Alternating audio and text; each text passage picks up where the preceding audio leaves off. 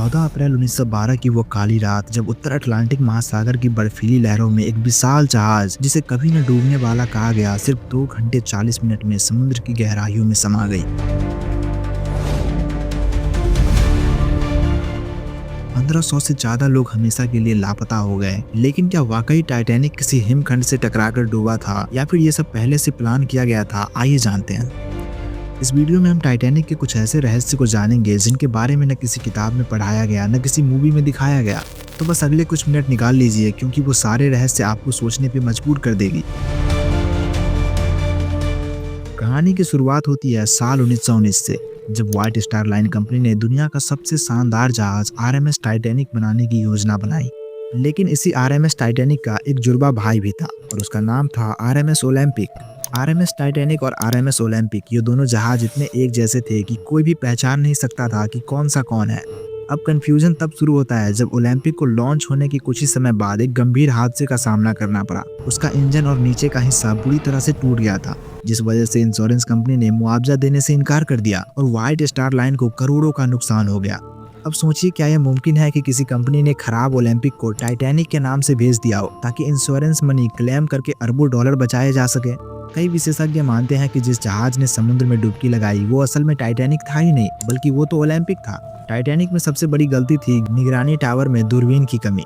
हाँ, ये सुनने में छोटा सा लग सकता है, लेकिन यही गलती 1500 लोगों की मौत की वजह बनी। दरअसल जिस अधिकारी के पास दूरबीन की चाबी थी, डेविड ब्लेयर, उसे आखिरी समय पर जहाज से हटा दिया गया था और वो गलती से दूरबीन की चाबी अपने पास ही रखे रह गया। नतीजा ये हुआ कि जब तक जहाज ने हिमखंड को देखा तब तक बहुत देर हो चुकी थी। तब मिसिंग मिलियनर्स की बात करें तो टाइटैनिक की फर्स्ट क्लास में उस समय के सबसे अमीर और पावरफुल लोग सफर कर रहे थे, जैसे जेपी मॉर्गन, बेंजामिन ह्यूगेनहैम, लेडर स्ट्रॉस जैसे नाम। लेकिन अब ध्यान दीजिए, जेपी मॉर्गन जिसने खुद टाइटैनिक को फंड किया था और वे भी सफर करने वाले थे, लेकिन वे आखिरी समय में बीमार होने का बहाना बनाकर यात्रा से हट गया। सिर्फ एक दिन पहले उसने अपने सारे महंगे सामान जहाज से उतरवा लिए और वे सारे लोग जो फेडरल रिजर्व यानी अमेरिकी बैंकिंग सिस्टम का विरोध कर रहे थे वो टाइटैनिक पर सवार थे और वे सारे डूब गए। इससे ये सवाल उठने लगे कि क्या ये सिर्फ इत्तेफाक था या फिर एक सोची समझी फाइनेंशियल कॉन्स्पिरेसी।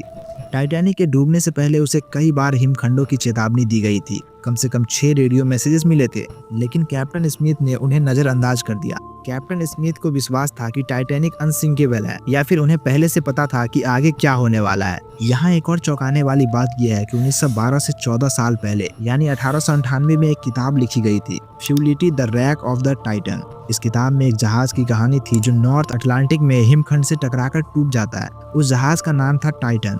1985 में जब टाइटैनिक का मलबा आखिरकार खोजा गया तो कई चीजें वैसी नहीं थी जैसी उम्मीद थी। जहाज के इंजन का हिस्सा बिल्कुल वैसा था जैसा ओलंपिक का था। पेंटिंग और संरचना में भी अंतर मिला। कई गोताखोरों और इतिहासकारों का मानना है कि टाइटैनिक को जानबूझकर डुबाया गया ताकि इंश्योरेंस क्लेम किया जा सके और फाइनेंशियल जायंट्स विरोधियों को खत्म किया जा सके। लेकिन आज तक इसकी कोई आधिकारिक सबूत नहीं मिला और ये सच हमेशा के लिए समुद्र की गहराइयों में दफन हो गया। अब आपके अकॉर्डिंग कौन सा सच ज्यादा तगड़ा लगता है, आइसबर्ग थ्योरी या इंश्योरेंस कॉन्स्पिरेसी? बाकी वीडियो इन्फॉर्मेटिव लगी हो तो वीडियो को लाइक करके चैनल को भी सब्सक्राइब कर दे। Thanks for watching.